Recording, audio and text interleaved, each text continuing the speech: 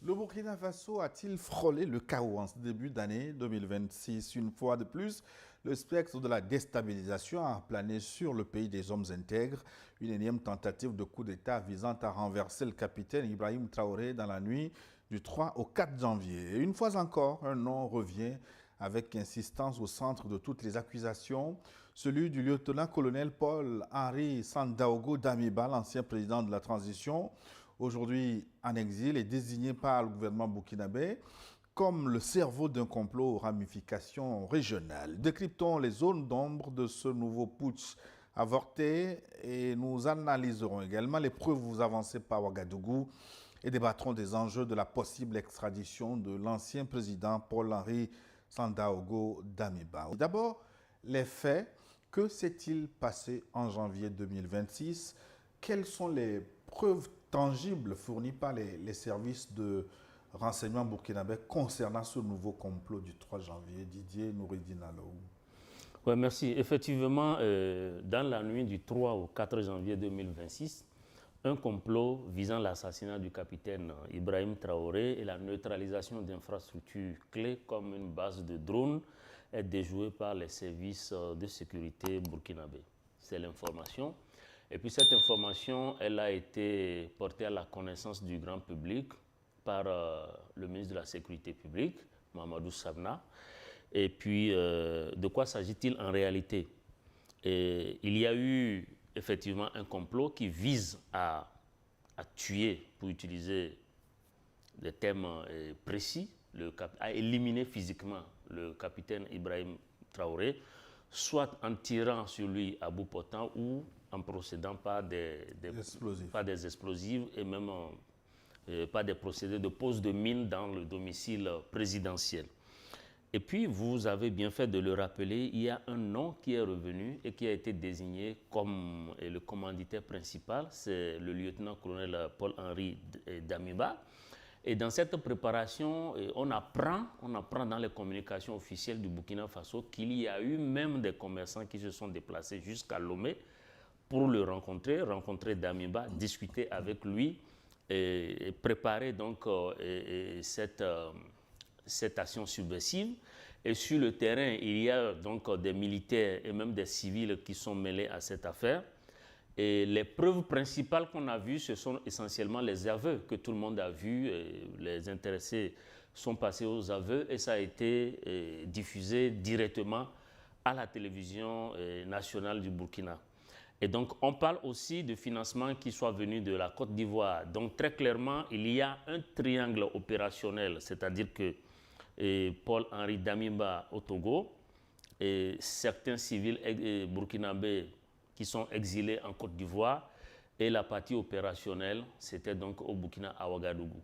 Donc, et puis on sent que vraiment il y a une forte opposition structurée qui dépasse le cadre d'une simple opposition politique, mais qui a pris le chemin de carrément déstabiliser la lutte qui se mène au Burkina Faso, la nouvelle marche du pays, tout ce que le peuple de l'AES est en train de faire, tout ce que le capitaine Ibrahim Traoré est en train de faire, et ceci évidemment est déplorable. Excellence Ogoyou Kegewe, à la lumière de ce que nous avons écouté et bien d'autres aveux qui sont passés à la télévision et sur les réseaux sociaux, il s'agit véritablement d'une opération coordonnée de grande envergure. Ce sergent, tu dis qu'il est sergent, non? Oui, sergent-chef. Sergent-chef. On ne peut pas être sergent-chef et être aussi idiot. Sergent-chef dans l'armée, ce n'est pas petit grade. Les sergents sont les gens opérationnels, les gens de terrain. C'est quand même des sous-officiers, non? Pardon? Les sergents-chefs, ils sont au bas de... Oui, les officiers, oui. Mais tu ne peux pas être sergent-chef et être aussi bête-chef. Sergent-chef et bête-chef, ça ne va pas ensemble. Pourquoi je dis ça? Mais tu t'imagines, tu es chez toi. On dit, on t'appelle. Tu vas, on te passe le président, un ancien président de la République qui est le lieutenant-colonel. Donc tu connais la situation. Tu sais exactement qui il est. Mais si toi, sergent, est-ce que quand il était président, tu jouais aux cartes avec lui? Oui, mais non. Vous alliez à la pêche ensemble? Non, le problème, vous oubliez un détail. Il y a eu un intermédiaire qui oui, est un parent oui. au sergent-chef. le parent n'a pas grillé son cerveau, il a un cerveau. Tout à fait. Le parent n'a pas grillé son cerveau, il a un cerveau. Visiblement, c'est à cause du parent aujourd'hui, que le sergent-chef a été mis en conscience. Aujourd'hui, il dit, demande pardon, il parle de sa hiérarchie. Mais, donc tu avais une hiérarchie, on t'appelle, on te dit, fais coup d'état, tu transformes ta voiture en armurerie ambulante, et aujourd'hui tu parles de ta hiérarchie. Est-ce que tu as rendu compte à un seul élément de ta hiérarchie? Et il parle de Dieu. Tu sais, les hypocrites, les menteurs, les traîtres, les ordures manipulent tellement le nom de Dieu que quand moi je les entends, ça me met en colère. Il parle de quel Dieu? Il demande pardon. Les gens que vous étiez chargés d'aller assassiner dans leur maison, tu leur aurais laissé le temps de demander pardon? Laissons le deux côtés. C'est un pauvre type. Il n'a rien dans la tête et je ne sais même pas comment il a pu obtenir le grade de sergent-chef. Parce que l'armée, ce n'est pas un foutoir c'est pas un dépotoir quand même. Sergent-chef, ce n'est pas petit. Bref. Maintenant, je reviens à la souche même du problème. Le fameux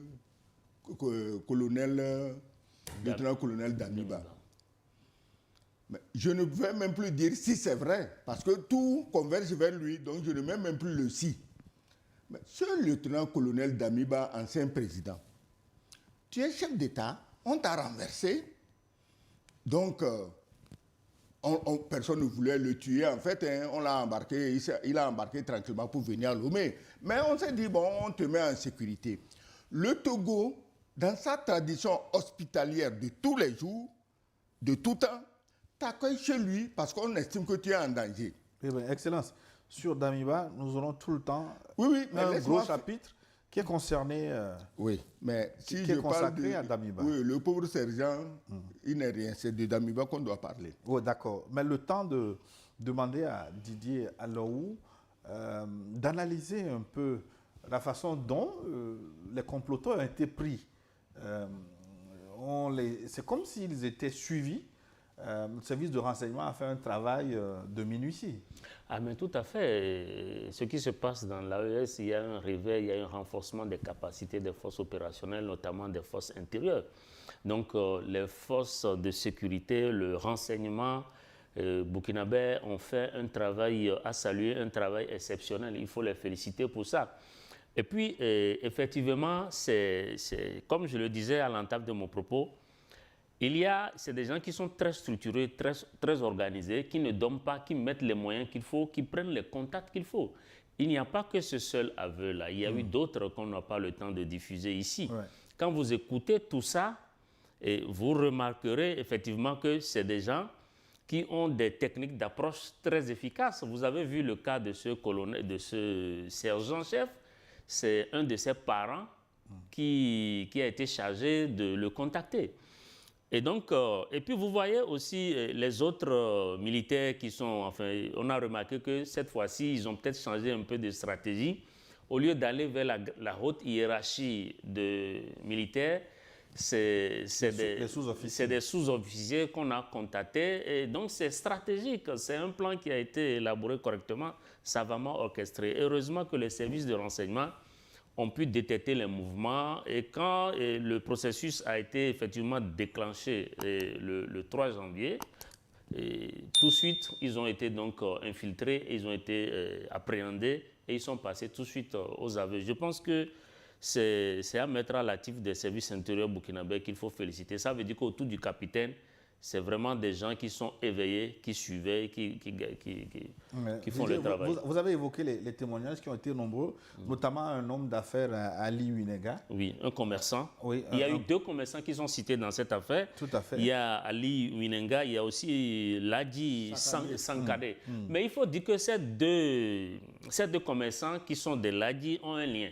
C'est qu'ils sont tous membres du CDP, qui est l'ancien parti politique de Blaise Compaoré.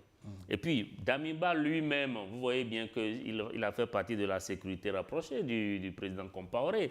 Et puis, quand vous regardez tous ceux qui sont cités d'une manière ou d'une autre, ça veut dire simplement qu'Abidjan est toujours aussi actif dans la déstabilisation du Burkina. Non, on parle d'Abidjan, mais les 60 millions en question ont été retirés auprès d'un opérateur économique burkinabé. Oui, bien sûr. Mais dans cette affaire, il y a eu des voyages à Lomé pour voir Damimba, mais aussi en Côte d'Ivoire. Oui. Donc, Bon, ma question il faut maintenant, tenir compte de Excellence, ça aussi. est-ce que ces témoignages sont suffisants pour établir une culpabilité juridique ou servent-ils avant tout à une communication de crise?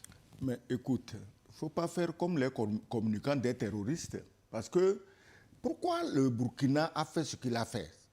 Tous, quand ils parlent au finish, on les prend la main dans le sac. C'est-à-dire que dans le vif de l'action. Oui. On n'est jamais allé réveiller quelqu'un chez lui à minuit pour lui passer les menottes. Non. Ils étaient en pleine action. On les prend toujours en pleine action. Pourquoi? Parce que leurs communicants grassement payés étaient chargés de dire « Oh non, c'est de la manipulation. Le capitaine Traoré, c'est lui toujours. Coup d'État, il annonce coup d'État matin, il annonce... » Mais c'est pourquoi on les a pris sur les faits. Et leurs confessions sont telles qu'on n'a plus à se poser des questions. Mais qu'est-ce que tu crois? On lui a donné quoi à boire pour qu'il parle comme il a parlé? Je ne crois pas. Alaï Sakandé, je l'ai écouté parler. Pour un vieux loup comme ça, irresponsable. Toi, tu es pratiquement analphabète et tu veux tuer tout le Burkina parce que tu étais du parti de Compaoré. Mais il n'y a pas... On a pris les gens sur les faits, les gens se sont confessés et personne d'entre eux n'a dit « j'ai confessé sous torture ». Je n'ai jamais vu celui-là qui parle là. Est-ce qu'on l'a torturé? Est-ce qu'il a les yeux tuméfiés, les joues enflées? Non. Les dents arrachées? Non. Il a parlé. La preuve, il a le culot même pour demander pardon. Donc, moi, je crois que les services de renseignement ont fait un travail en s'assurant qu'il n'y ait pas de mauvais oiseaux qui vont dire non, c'est faux, non, c'est des montages. Donc, pour moi, c'est assez suffisant, sauf si, Gilles, tu voulais quand même qu'on t'amène la tête de ceux qu'on a programmé tuer, qu'on t'amène leur tête avant que toi, tu ne crois qu'effectivement, il y avait quelque chose de sérieux qui se passait. Sinon, ce qu'ils ont fait, ils sont allés tellement loin qu'on n'a même pas, moi, je ne poserai même pas de questions. On ne les a pas torturés. Eh bien, analysons maintenant l'implication présumée de l'ancien président de la transition, actuellement en exil au Togo. Le ministre de la Sécurité, vous l'avez souligné, Didier Alou, Mahamadou Sana, a désigné Paul-Henri Sandaogo Damiba comme le commanditaire principal. Alors, sur quels éléments financiers et logistiques cette accusation repose-t-elle, Didier Alou?